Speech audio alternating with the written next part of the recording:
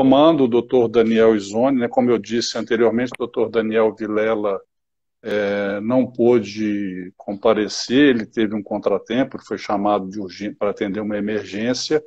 Doutor Daniel Izone, que é neurologista também, é o chefe do serviço de neurologia clínica do Hospital Life Center, aceitou, né, a substituição de última hora. Muito obrigado, Izone, por estar presente e disponível, né?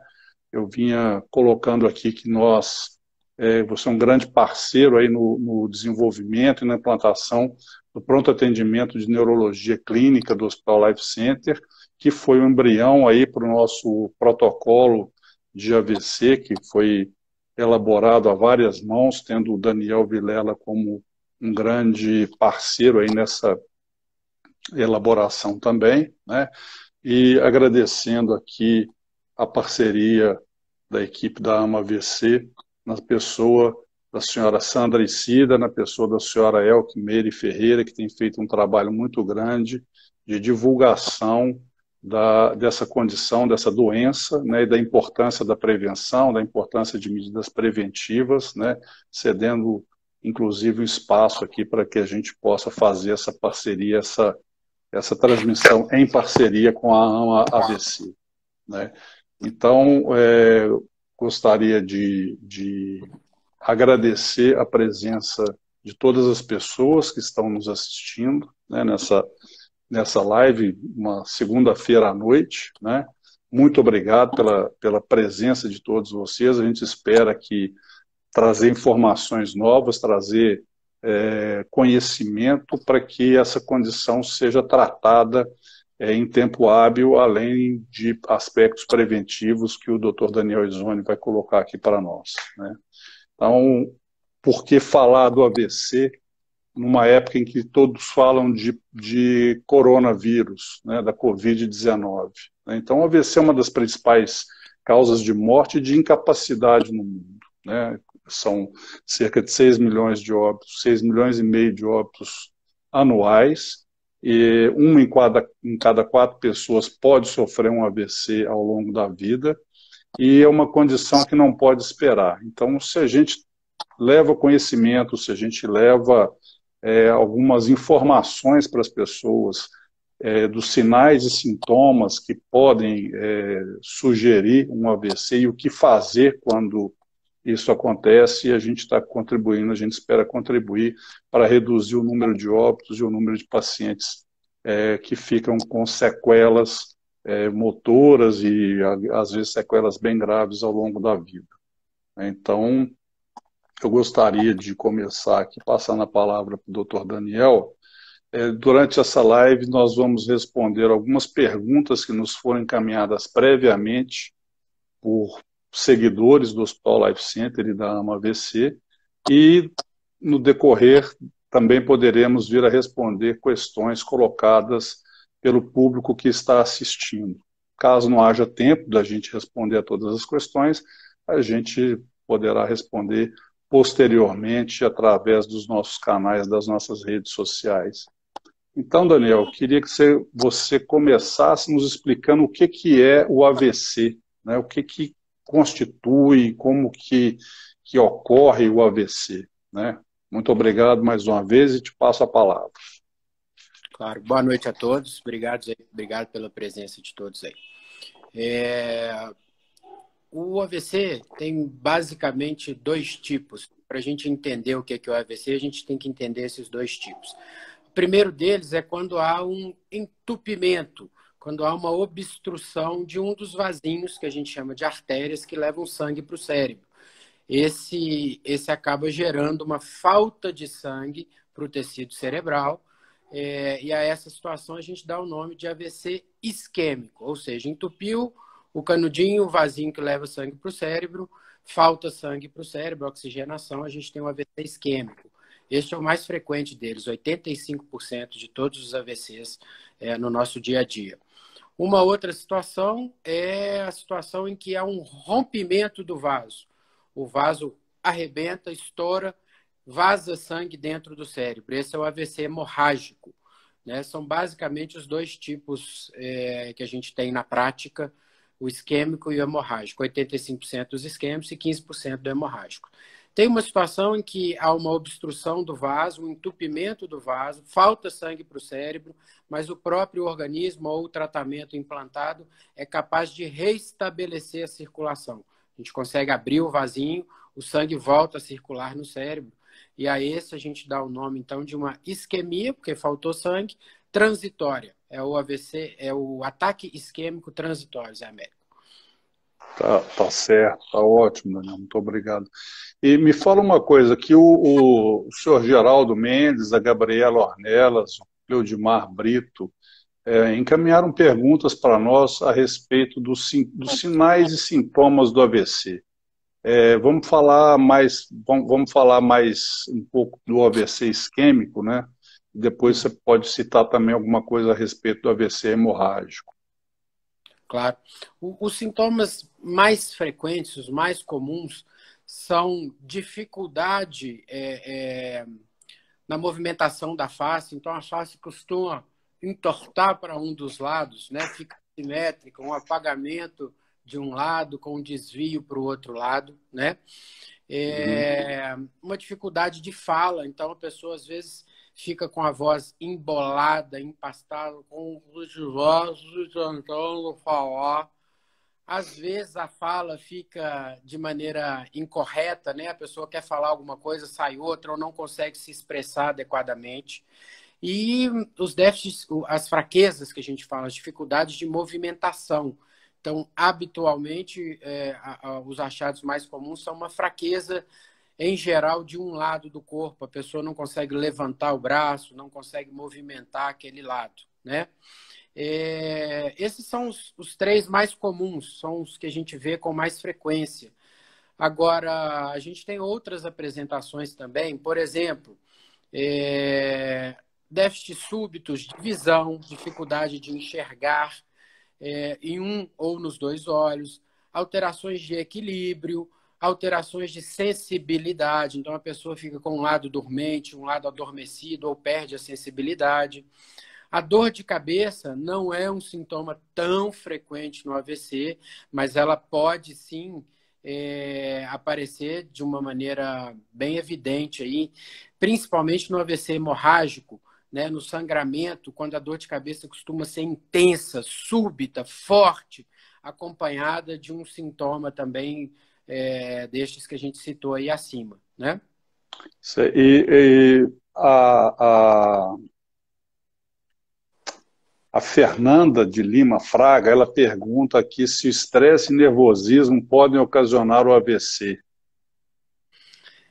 Eu costumo dizer o seguinte, se o estresse, o nervosismo, a ansiedade fossem causa de AVC, estava todo mundo AVCzado aí pela rua fora, né?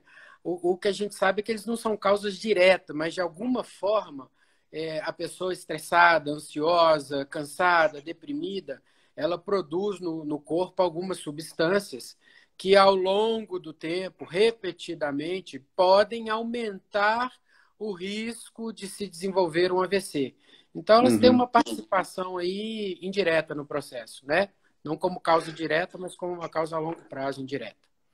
Tá, o Edivaldo Fernandes, ele pergunta se os sintomas podem ser sentidos em dias diferentes da semana ou se, quer dizer, se existem, então, seriam alguns sinais anteriores ao AVC, né?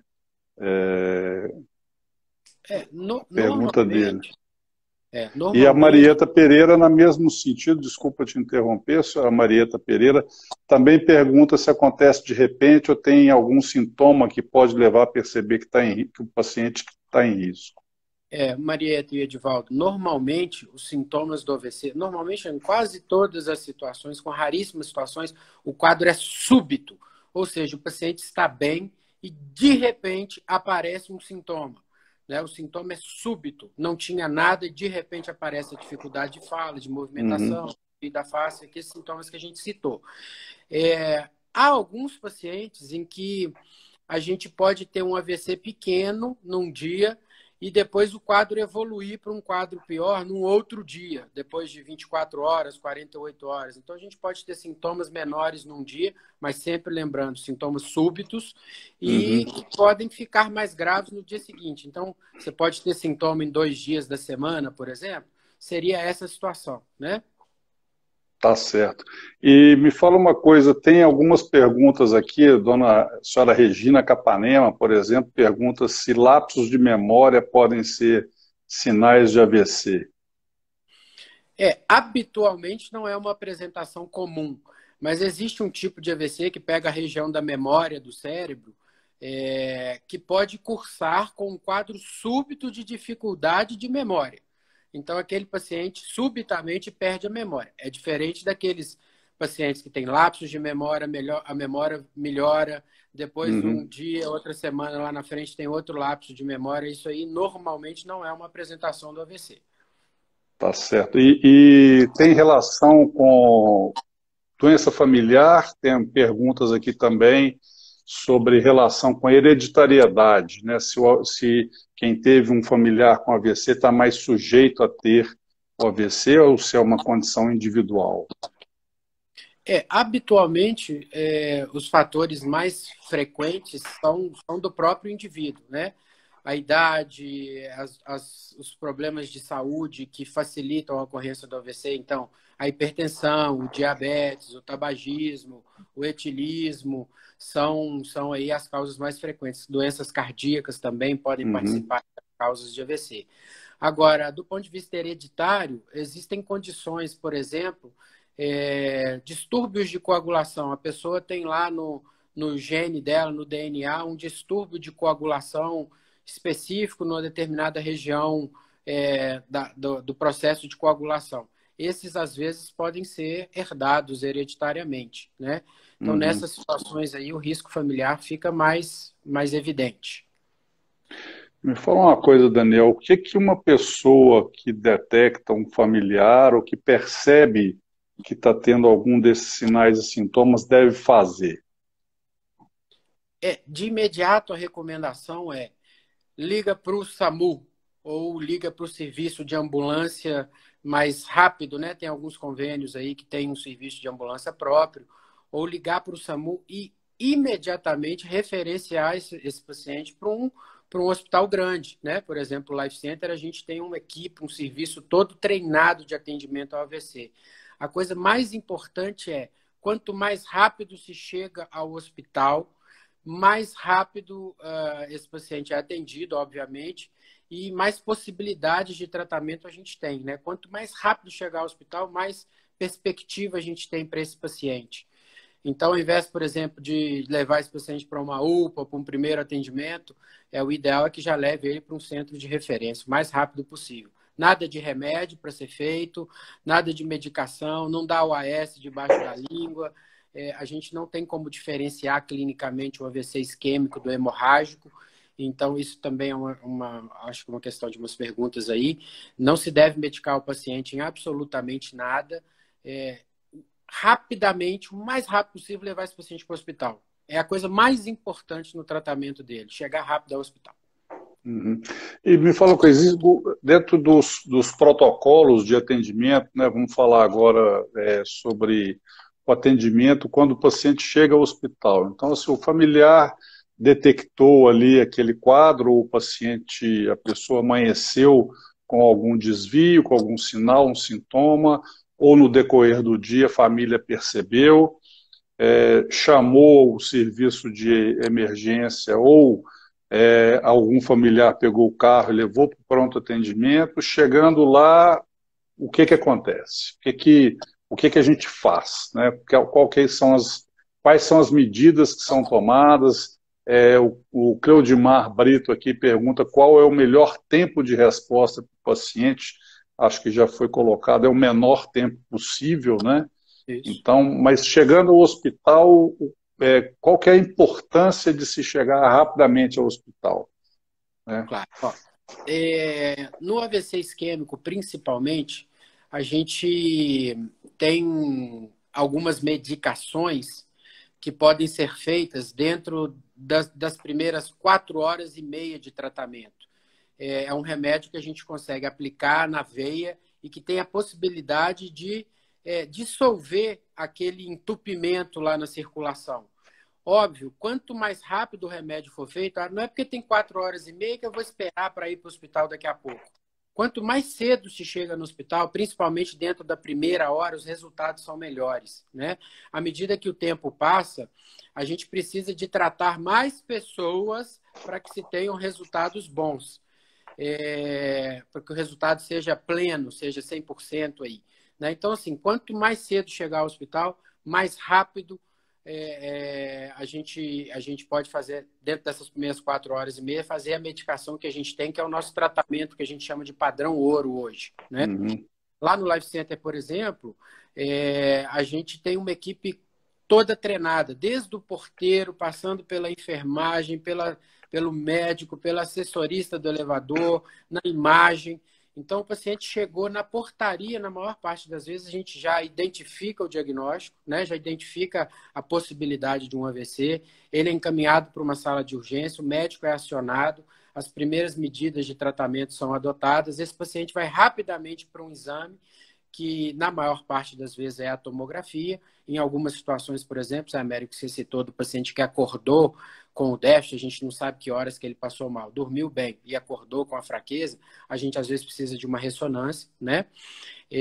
Mas normalmente esse paciente é levado para a tomografia e já na tomografia se tem a primeira decisão se esse paciente é candidato ou não a essa medicação venosa. E hoje também a possibilidade de um tratamento que é feito via cateterismo, igual como se faz um cateterismo para o coração, né? A gente entra com um material específico, né? Direcionado por via vascular, por via de cateterismo, e a gente consegue ir lá na região que está entupida e também puxar esse coágulozinho, né? Tirar o coágulozinho lá do lugar onde ele está, aspirar o coágulo, né? Então, o Life Center, por exemplo, tem a parceria aí com o projeto Angels, que é um projeto mundial de treinamento de todos os profissionais envolvidos no atendimento ao AVC. Desde o porteiro até o tratamento final, nas UTIs, na internação. Então, obviamente, num serviço referenciado, o atendimento é também mais rápido, né?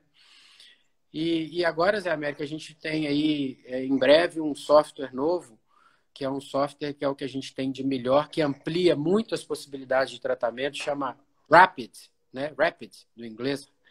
Esse software também é o que a gente tem de mais moderno e auxilia a gente no entendimento do que está acontecendo, nas possibilidades de tratamento, e tem ampliado aí até, às vezes, essa medicação venosa. Em algumas situações, a gente tem conseguido fazer medicação aí até com 9 horas de evolução. Amplia a possibilidade quando a medicação venosa não é possível. A gente consegue estender o que a gente chama de janela, né? Que é o tempo que a gente tem para tratar os pacientes com esse procedimento via cateterismo, que a gente chama de trombectomia. Uhum. Então, tem funcionado muito bem, graças a Deus. Temos conseguido aí muita coisa boa. Agora, a gente nós estamos recebendo aqui várias perguntas, Daniel, sobre as causas e os fatores de risco do AVC, né? Então, eu queria que você discorresse um pouco para nós. Eu sei que alguns fogem à sua especialidade básica, mas você tem um conhecimento bem sólido aí dos fatores de risco, né? Então, o que seriam esses fatores principais aí e como que as pessoas poderiam reduzir o risco, né, a que estão expostas de ter um AVC? Claro, Tem coisas que a gente consegue modificar e tem coisas que não. Por exemplo, a idade é um fator de risco que a gente não consegue mudar, né? A gente ainda não descobriu aí a pílulazinha do rejuvenescimento. Então, acima de 60 anos, principalmente, 60, 65 anos, o risco de se ter um AVC já é maior, né? A questão de sexo também, feminino e masculino, isso é uma coisa que é difícil da gente codificar. Mas tem os fatores de risco, né? Que são os fatores de risco que aumentam a possibilidade de entupimento da circulação, por exemplo, no caso do AVC isquêmico. Aí vem as coisas mais comuns, né? As doenças mais comuns aí, que a gente tem a hipertensão, a pressão alta e principalmente descontrolado ao longo da vida. A diabetes é um fator de risco, né? O diabético tem o maior risco de entupir a circulação. O sedentarismo também, né? A falta do exercício físico. Pacientes com colesterol elevado. O estilo de vida, né? A dieta que a gente leva ao longo da vida, também a dieta pouco saudável aumenta o risco indiretamente por aumentar o colesterol, a diabetes, a pressão, né? O uso de álcool e drogas também tem uma relação com esse processo, aumenta o risco dos AVCs. O cigarro, né? O cigarro é um fator de risco aí muito grande, muito elevado para o AVC isquêmico e também para o AVC hemorrágico, né? Doenças cardíacas, por exemplo, a gente tem problemas nas válvulas do coração, tem um defeitinho que, ao nascimento, a gente normalmente fecha uma comunicação que a gente tem do lado direito e esquerdo do coração, chama forame oval. A persistência desse forame oval, ou seja, da comunicação de um lado com o outro do coração, aumenta o risco de AVC. Arritmias cardíacas, principalmente a fibrilação atrial, né, que o coração fica fazendo um movimento ao invés de fazer o batimento adequado, ele fica fazendo esse movimento aqui, é um tipo de arritmia, também aumenta o risco, né? Basicamente são esses fatores de risco aí para doenças também coronarianas, cardíacas. Quem tem entupimento aqui nas artérias que levam sangue para o coração, tem um risco aí de até 30%, 40% de também ter entupimento nessas artérias que levam sangue para o cérebro, né? Uhum. Basicamente isso aí. Então, são condições tratáveis, né, diagnosticadas, uma vez diagnosticadas precocemente, essas condições podem ser controladas, não é isso? Pelo que eu estou entendendo, e reduzindo o risco desse quadro tão grave, né? Está chegando algumas perguntas aqui, Daniel, a respeito da ocorrência de AVC como manifestação em pacientes com Covid. Existe algum relato? Existe já? A gente sabe que tudo com relação ao coronavírus é muito recente, né? E a gente talvez não tenha tanto substrato assim para fazer uma afirmação categórica, mas existe algum indício de que possa ter alguma relação, que a infecção pelo coronavírus aumente o risco de AVC? Enfim, o que você tem a nos dizer sobre isso? Sim, isso até responde a pergunta lá do começo, né? Por que falar de AVC em tempos de Covid?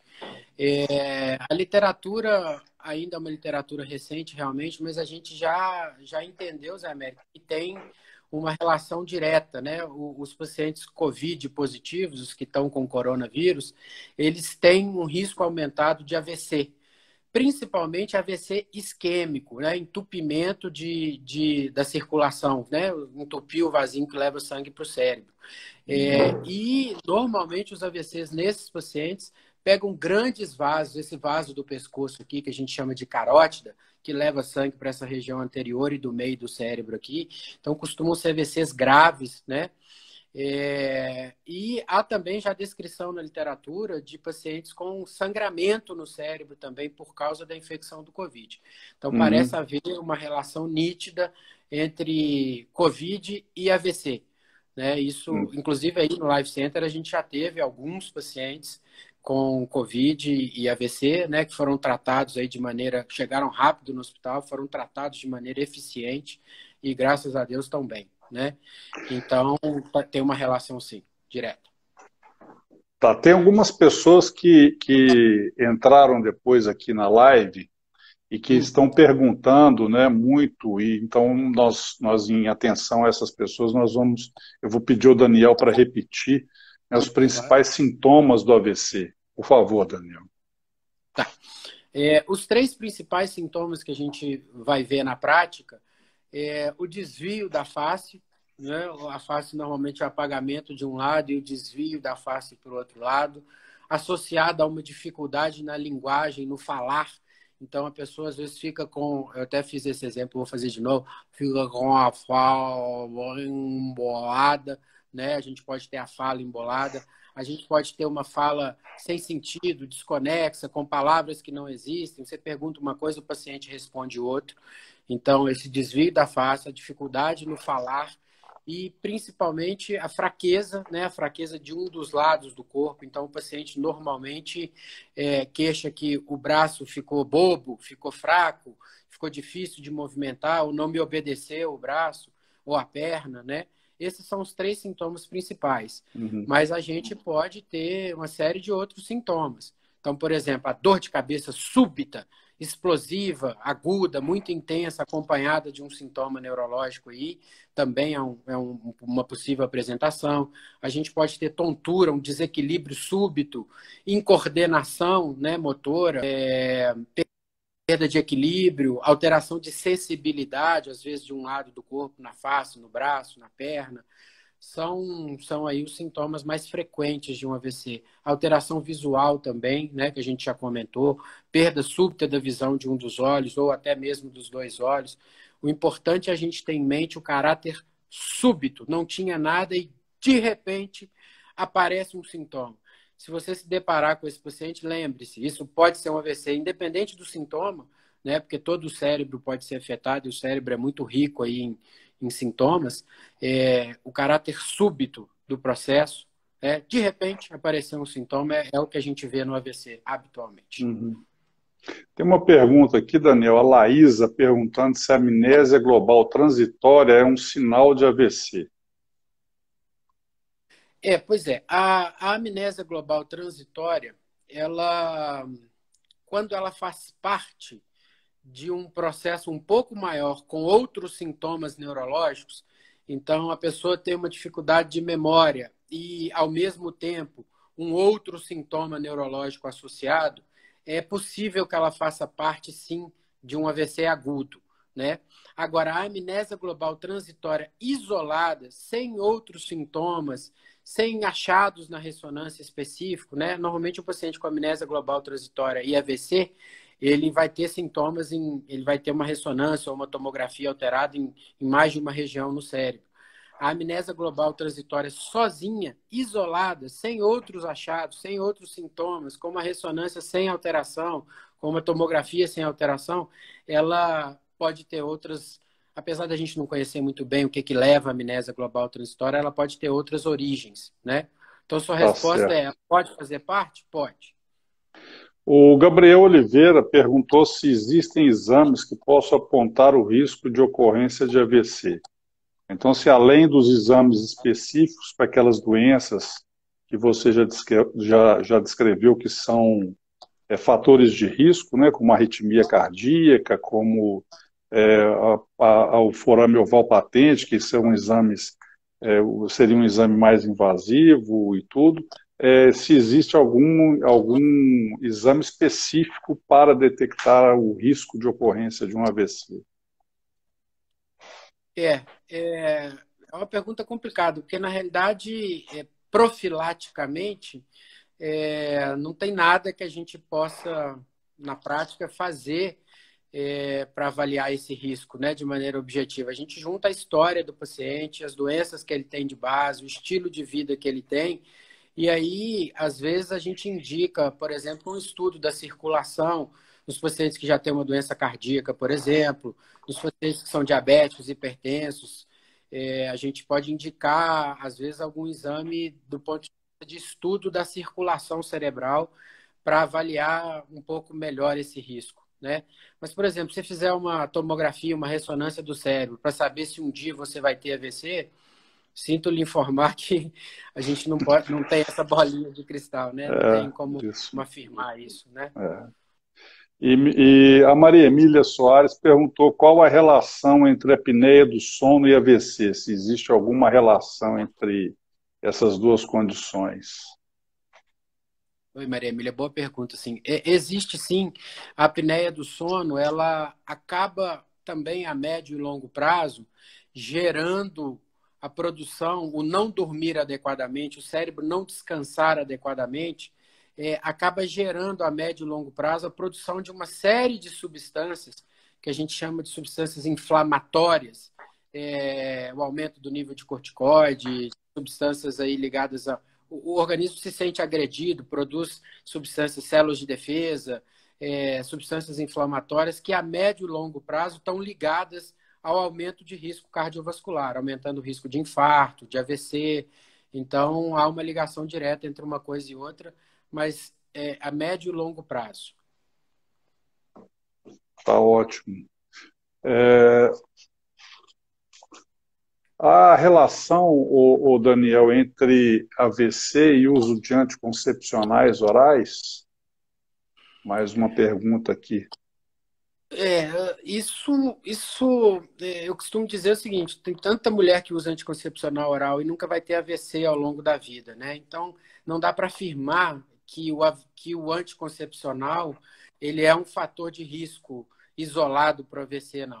O que a gente imagina é que há pacientes já com uma outra predisposição, por exemplo, paciente que fuma e aí usa anticoncepcional, nesses pacientes a gente tem um risco aumentado.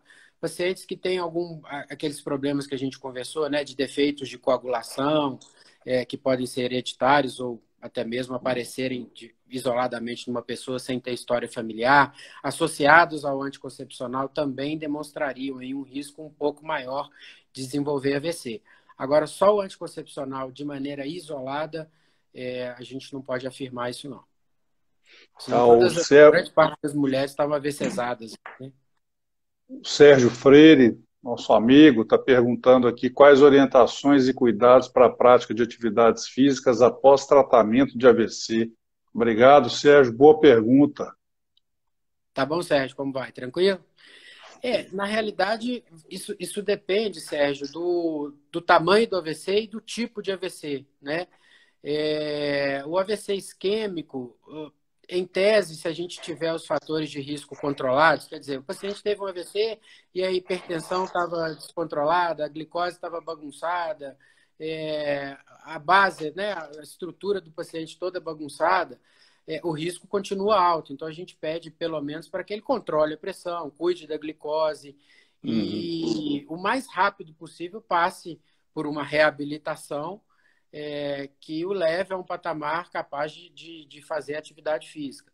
O AVC hemorrágico muda um pouquinho, também vai depender do controle da pressão, da extensão, da lesão, do tamanho da lesão, do tamanho do déficit. Então, acho que desde que controlados os fatores de risco e o paciente em condições físicas, acho que não teria restrições ao retorno à atividade física, né? A Simone Bolsas está perguntando aqui, Daniel, se quem tem anemia falciforme tem um risco maior de AVC. Tem descrição na literatura acerca disso, né? As hemácias, elas têm um formato alterado e acabam aumentando o que a gente chama de viscosidade do sangue. Não gosto muito disso não, mas a turma usa esse termo, né? Como se o sangue tivesse mais grosso. É um termo popularizado, na prática não é isso que acontece, mas aumenta-se sim o risco pelo formato das hemácias de entupir a circulação. Então, há descrições sim de índices de AVC mais elevados em pacientes com anemia falciforme. Tem uma pergunta, Daniel, sobre tratamento quando é reversível, né? O que pode ser feito e o que pode ser feito no longo prazo para auxiliar a recuperação do paciente, né? Então, você poderia falar novamente, explicar um pouco mais a questão do tratamento do AVC, tanto na fase aguda quanto depois, né, da alta hospitalar, né? O que pode ser feito para auxiliar o paciente na recuperação?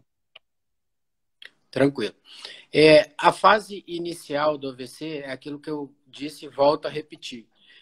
Hoje não, já há bastante tempo, né, existem tratamentos que podem ser aplicados nas primeiras horas de AVC, até no máximo 4 horas e meia, conforme eu falei hoje com o software que o Life Center aí adquiriu, que a gente vai poder usar na prática aí daqui a alguns dias, né, ele já está aí efetivamente para a gente usar. A gente pode até aumentar esse período. Mas o que a gente tem de estabelecido o paciente chegou, isquemia, falta de sangue, entupiu a circulação. Dentro das primeiras 4 horas e meia, existe um remédio que chama RTPA, alteplase, que eu brinco e falo que é o Roto-Rooter, né? É um remédio que a gente pode fazer na veia e ele tem a capacidade de dissolver aquele coágulozinho, aquele trombo que entupiu a circulação, né? Então, esse é o tratamento ouro que a gente tem hoje. Medicação venosa até 4 horas e meia de evolução. É óbvio, quanto mais cedo a gente fizer, né, repetindo isso também, melhores são os resultados.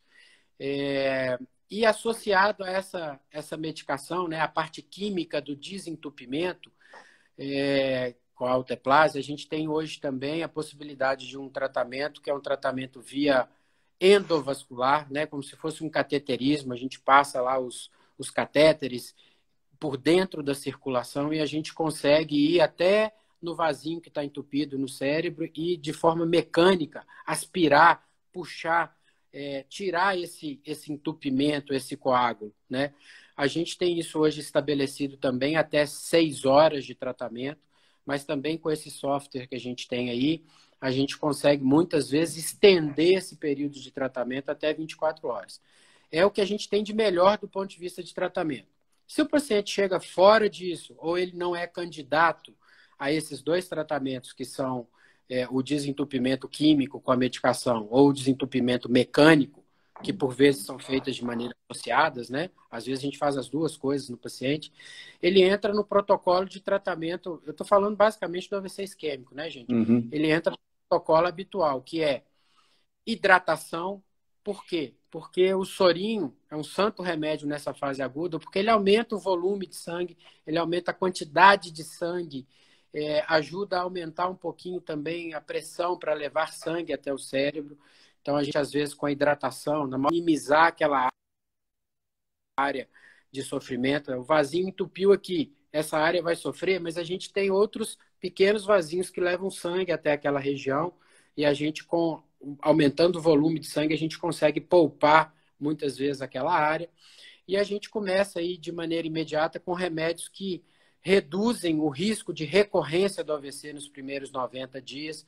São o AS, medicações que são popularizadas aí, né? O AS, o clopidogrel, o remédio de colesterol, a atorvastatina principalmente. Então, desentupimento, quanto mais rápido chegar ao hospital, melhor, seja ele com remédio ou seja ele através do cateterismo, é o nosso padrão ouro. E se não houver essa possibilidade, ele vai para uma unidade de AVC, para um centro específico. Aí a gente tem direcionado os pacientes para um CTI especificamente do hospital, em que a gente tem o treinamento da equipe aí, em parceria com a Endios. Então o paciente fica com uma observação mais rigorosa. A gente institui a hidratação, a pressão, o controle de pressão e os remédios para evitar a recorrência do AVC. E na fase pós-alta hospitalar, Daniel, por que além dos anticoagulantes, dos antiagregantes plaquetários, aí, o que tem de tratamento, né? Seria fisioterapia, fono, reabilitação do paciente, como é que é isso, né? Isso. Ele já recebe essa avaliação já durante a internação, né, Zé Américo? A nossa equipe tem aí fonoaudiologia, fisioterapia, que já começam esse atendimento do paciente já no primeiro dia de internação dele. E a depender do que ficar de sequela, né? Se ele tiver uma dificuldade de fala, um desvio da face ou dificuldade para engolir, a fonoaudiologia pós-hospital, ela é fundamental. A fisioterapia também, sem dúvida, né? A gente sabe que é muito eficiente, tanto a fono quanto a fisio, nesses processos de reabilitação do paciente. E também nós temos aí, estamos disponíveis para isso, tem cardiologia, tem endocrinologia, tem a turma que vai clínico, tem a turma para fazer o controle dos fatores de risco desse paciente, né?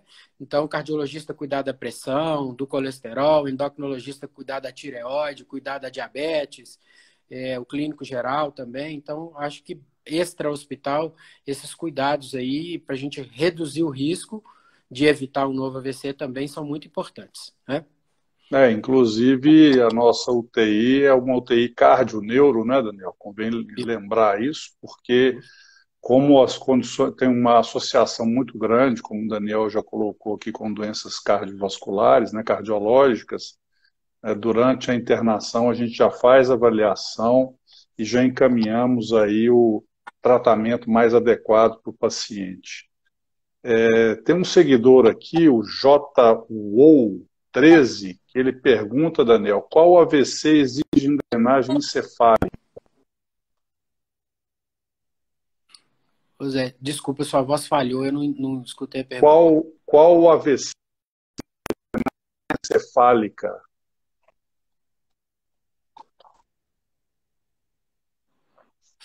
Falhou de novo. Falhou de novo? Falhou de novo. Qual AVC exige a drenagem encefálica? Drenagem encefálica. Tá. Normalmente o AVC com sangramento, com hemorragia, né, que estoura o vaso. Eles são 15% dos casos de AVC, conforme a gente já falou lá no início. Então, essa hemorragia, a ruptura de um vaso, sangramento dentro do cérebro. O sangramento pode ser ao redor do cérebro, que é o famoso aneurisma, né? Ou pode ser dentro do cérebro. Então, esse sangramento dentro do cérebro, normalmente, dependendo da extensão, da localização, do tamanho, da repercussão, ele pode exigir uma drenagem cirúrgica, né? E aí a gente tem a equipe de neurocirurgia também que está no suporte 24 horas por dia, aí, quando isso é necessário. E uma pergunta sobre a recorrência de AVC. É comum recorrer aqui, a L Capanema VB está perguntando se a recorrência é comum.